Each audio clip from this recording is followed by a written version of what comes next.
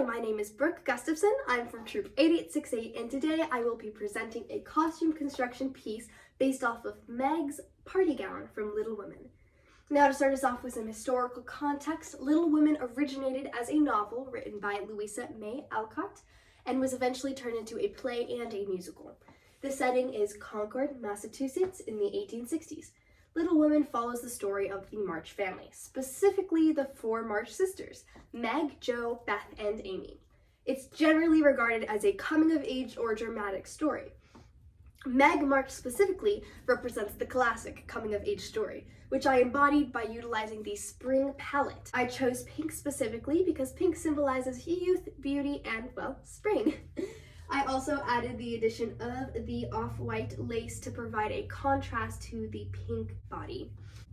The story does take place during the Civil War, which greatly influenced my construction choices, as the March family were strong abolitionists. This meant that they did not buy or support any materials, such as fabric, that was associated with slave labor. During this time, cotton was also not being transported from the south to the north, so that was not a viable option, even if they did want to buy it.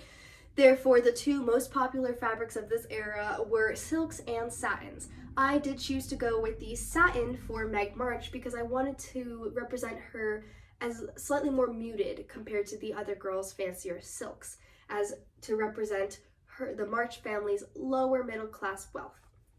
In addition, I wanted to touch quickly on the characterization of this scene specifically for Meg. This, for her, is her coming-of-age story in this scene.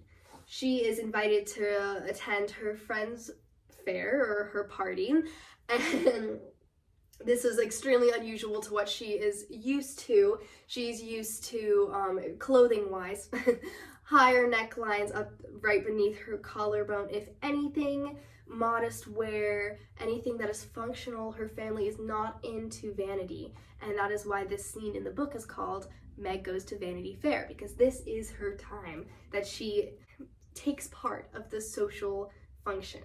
So this lower neckline would be extremely uncomfortable for her, which would represent her uncomfortable feeling during this scene. It would also represent her attempting to fit in with the other girls at this fair. Moving on to the fashion of the 1860s. The 1860s were characterized by the hourglass shape in their ball gowns, so that did mean big, puffy, off-the-shoulder sleeves, the thin waistline, which included the V waistline that goes quite deep compared to other eras, and then, of course, the enormous hoop skirts of the 1860s.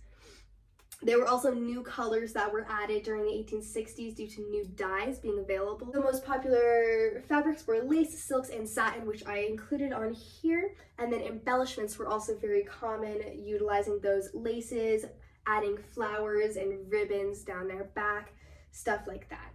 And there was a lovely collar-like addition to the 1860s bodice called the Bertha, which is seen here, characterizing the 1860s in this dress specifically. And that was basically just these two long straps that would go all the way to the back, as you can see. Moving on now to the materials used. I did utilize loosely a pattern for the bodice of this dress, but I did make my own pattern for the skirt to add more volume and add to the 1860s style. So for that, I did pick and choose what I thought would be most applicable to the 1860s for that bodice pattern, added my own embellishments and techniques for sewing to make sure it was historically accurate. Now moving on to the expenses sheet. I love costuming shows cost efficiently, so this was very fun for me. To start off, I got the 8 yards of Bumi Casa matte satin for the base of the dress for $55.92. And then 4.5 yards of outer lace as seen here for $18.56. And then a bed sheet from Goodwill, which I used for the lining of the skirt for $2.99. Everything else that you can see on the dress was either made from these materials or already owned. So the total did come out to be $77.77. A lot of sevens, lucky number.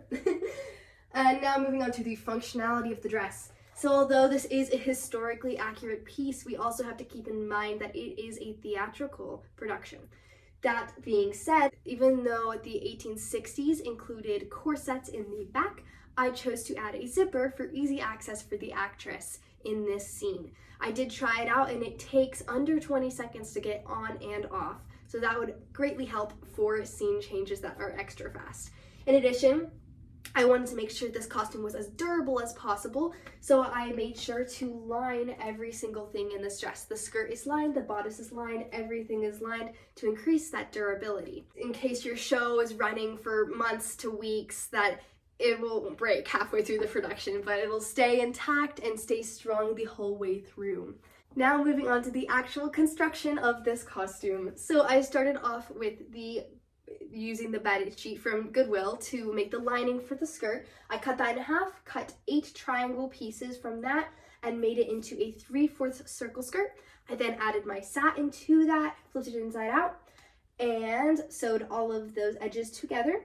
And then I measured out the waistband required for this and pleated the skirt to that waistband, and I was done with the skirt.